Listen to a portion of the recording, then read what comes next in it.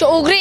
اقبالی بلند دی زندگی پشت سر شدن همه درماندگی ملکی ما سوده و آباد شد شغل این آبادی و آسودگی ملکی ما سوده و آباد شد شغل این آبادی و آسودگی های با چنگ و با چغانه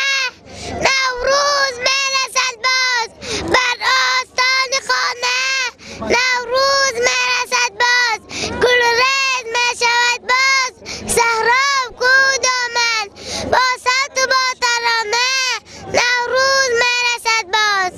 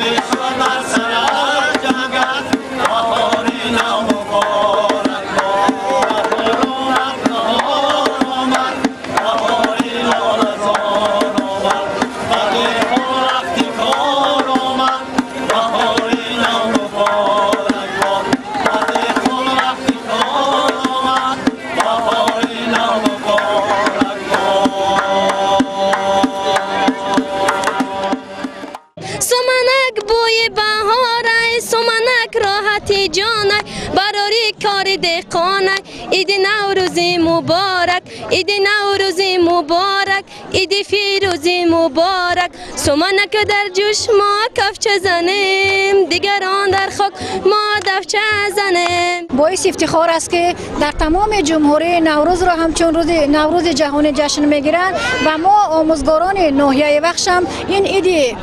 جهانی را عید ملی را با تمام همه جشن‌های ملی جشن میگیریم و از فرصت استفاده برده از نام همه معارفچیان ناحیه بخش تمام مردم جمهوری را به این عید نوروز تبریک گفته به آنها پیش از همه مثل بهار سبز خرمی تمام خوشی‌های روزگار را تمنا دارم. هر روزتان نوروز بود، نوروزتان فیروز بود.